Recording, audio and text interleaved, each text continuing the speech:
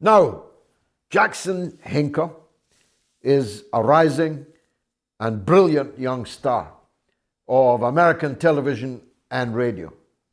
And their problem with him is he's an all-American boy, but with very radical views about what America should be in the world, what America's priorities should be for Americans at home. And he doesn't just speak the truth. Lots of people speak the truth, but he speaks it with eloquence, with an effervescence, with a clarity that his enemies can't bear him. And they've had him banned from Twitter.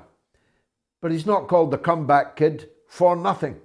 He's back on Twitter, and he's back on the mother of all talk shows. It is the host of The Dive, Jackson Hinkle. Thanks for joining us again, Jackson. First of all, let's spend a moment or two on what happened. Why did they ban you from Twitter? And why does Elon Musk keep doing these things? Well, first of all, thanks for having me on. It's always a pleasure being on your show.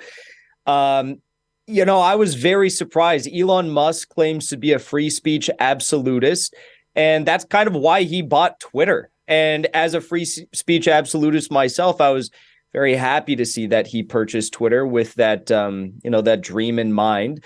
Unfortunately, his actions have not lived up to his word, despite the fact that he has done some very good things. I have loved to watch the Hunter Biden files come out with Matt Taibbi. That's been amazing. We've seen a lot of people unbanned from Twitter, but it seems as though there's been simultaneously a lot of anti-war voices, particularly voices that call out the lunacy, the hypocrisy surrounding what's going on in Ukraine, who have been banned. Not just me, but Scott Ritter, Garland Nixon.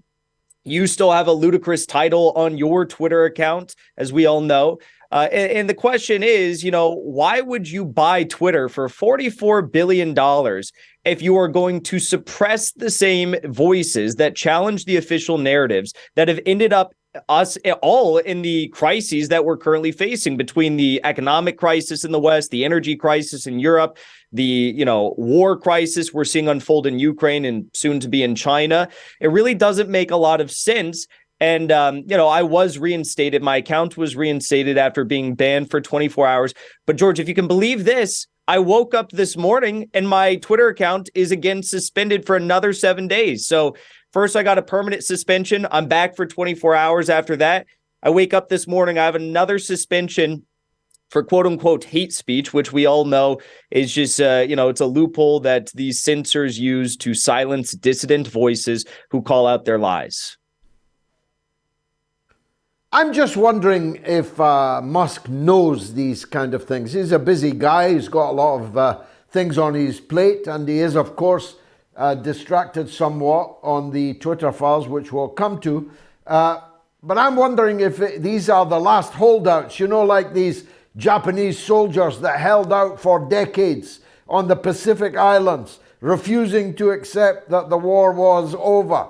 I'm wondering if some of the man buns with their man bags are still holding out in the Twitter hierarchy, and it's them that is carrying out these rearguard actions. Well, you're right about the fact that Elon Musk is a busy man. I mean, he's got 5 different companies, 9 kids, and he's doing more journalism than any journalist in America right now with the Hunter Biden files. I mean, it's again been just incredible to see what's going on. But I do wonder, Elon Musk is a man who's funding Starlink in Ukraine. He's talked about funding Starlink in Iran to help the color revolution in Iran.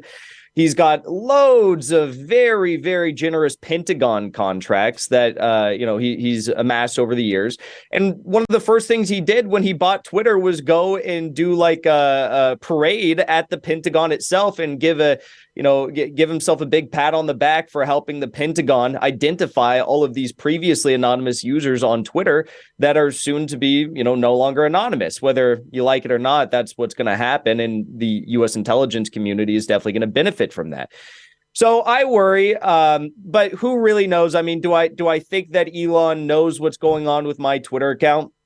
Probably not. I mean, maybe the first suspension he did, and that's why I was reinstated. But again, the question isn't really whether or not Jackson will get reinstated, whether or not Garland or Scott will get reinstated.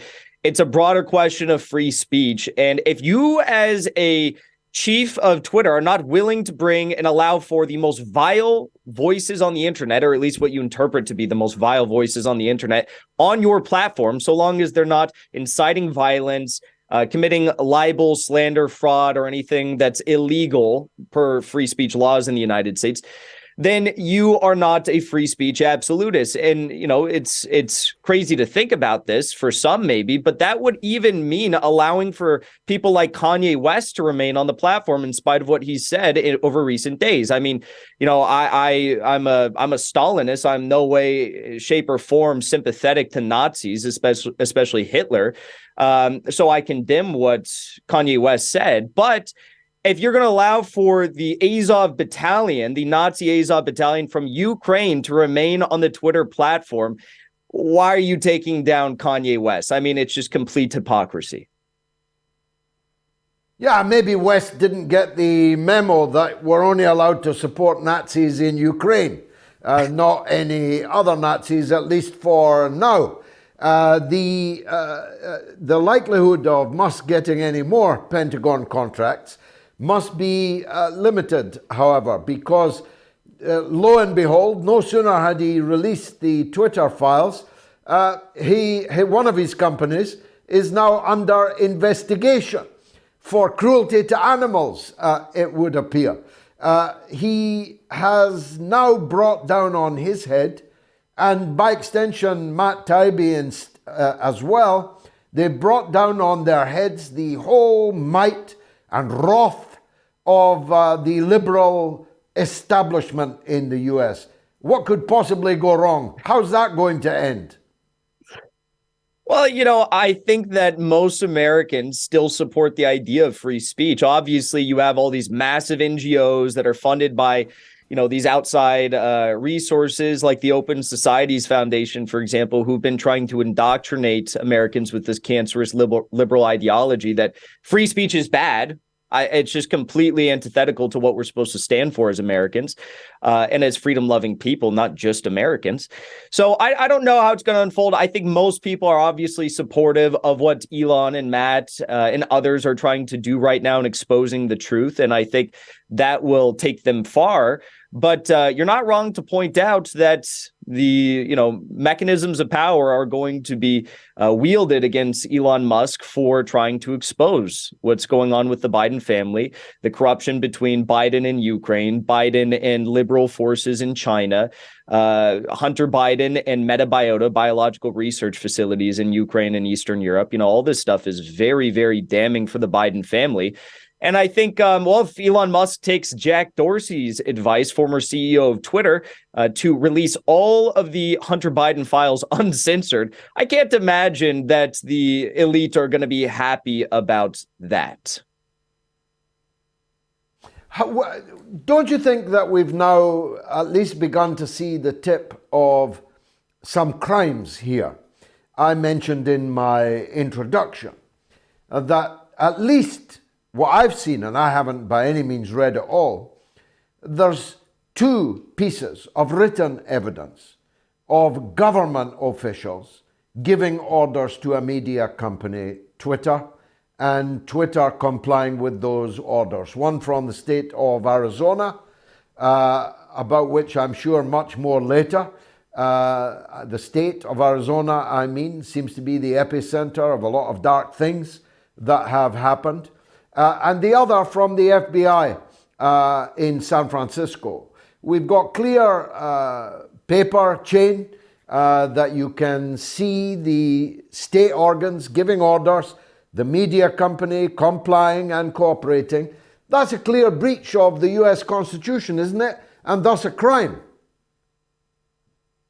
In a country that is giving Ghislaine Maxwell, the co-conspirator of Jeffrey Epstein, probably less than 20 years in prison. It's probably going to be a nice prison that she's put in for facilitating the largest international child sex trafficking ring of all time. She gets 20 years, whereas Julian Assange is being prosecuted for 175 years for crimes he didn't commit as a non-U.S. citizen. I don't have a lot of hope in the U.S. judicial system, or at least in the people that are currently operating it. And, it's, again, I think that those people in these positions have been indoctrinated to believe, quite honestly, that free speech is bad and that, yes, we should be silencing mismal and disinformation, whatever that means. Who decides that, right? The DHS literally came out this year with the idea of creating a public ministry of truth on behalf of the U.S. government. And then they axed the idea, but they did come out and say one thing when they axed the idea of a U.S. Ministry of Truth. They said, well, the reason why we're not going to move forward with this Ministry of Truth is because of reasons of duplicity, meaning that they already do this within the Department of Homeland Security. They already have institutions, network infrastructure that silence dissident voices that put out, quote unquote, mismal and disinformation pertaining to Russia or China or COVID or whatever. So this is already commonly held principles and policy within the federal government between administrations, both Republican and Democrat. They don't care about the free speech, and they certainly don't care about upholding U.S. law fairly and firmly. Now, I just interviewed Colonel Richard Black, former Virginia state senator and former chief legal counsel at the Pentagon, about the international situation, Jackson. You are way too young to remember the many crises that I have myself lived through, but I'm very firmly of the view that none of these previous crises were as great as the one that we now face. As I put it to him, in any decade of my lifetime, American-supplied weapons landing on a Russian nuclear base 400 miles inside Russia, i.e. deeper inside Russia than Moscow is, would be the biggest story in the world. And we'd all be going to bed tonight scared that war would be on us in the morning. And yet this happened this week. And nobody except thee and me are talking about it. It's really crazy. It's really crazy. The as you put it in your conversation with the colonel, it wasn't just one side. I mean, they bombed they took the drone over the Engels Air Base, and the Russians claimed to have shot it down, which is what caused the explosion at the base. But it wasn't just that base. I mean, there was multiple areas within deep Russia that were hit by these drone attacks over the past few days.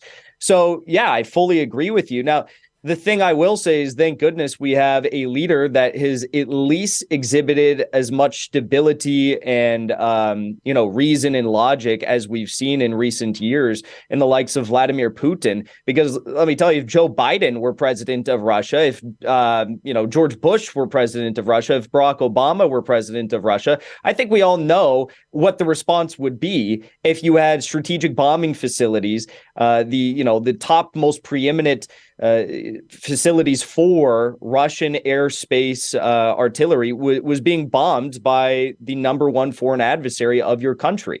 It would not be good. It would be a very, very vicious, aggressive, military response. And Putin has not done that yet. Putin has not done anything that I've seen yet that would warrant something that I'd say is out of line. He's been very steady in this entire operation. He has not let any of the attempted provocations get in the way of the goals of the Russian special military operation in Ukraine, despite the attacks on the Crimean Bridge, despite the explosions within the Nord Stream 1 and 2 pipelines, despite the terror attacks in Crimea, despite the terror attacks and attempted terror attacks in Zaporozhye, despite the terror attacks on the Turk Stream pipeline, despite everything that's happened, the constant terror attacks attacks on the people of Donetsk and Lugansk. And just this week, may she rest in peace, there was a politician within the Donetsk City Council who was assassinated by a Ukrainian attack. Despite all of this, Putin has kept a very steady line, and he's kept his eyes focused on what his goals are in Ukraine, which he made very clear at the start of the war. So I think if it were not for Putin, we'd have a very different situation in global events right now. And yes, we are in a very, very dire situation, no doubt. Jackson, now that we can't, for 7 days at least, see you on Twitter, how can people follow your work and support you? You can follow along on my YouTube show, The Dive with Jackson Hinkle. That's where I do most of my broadcasting and videos. And that's where I'm going to be live there later tonight. So that's where you can find me. Fabulous. Jackson Hinkle, as always. Thank you so much indeed for joining us on the mother of all talk shows. Should Joe Biden pardon Julian Assange? That's the poll on my Twitter handle, on my YouTube channel, on my Telegram channel. Make sure you get your vote in quickly.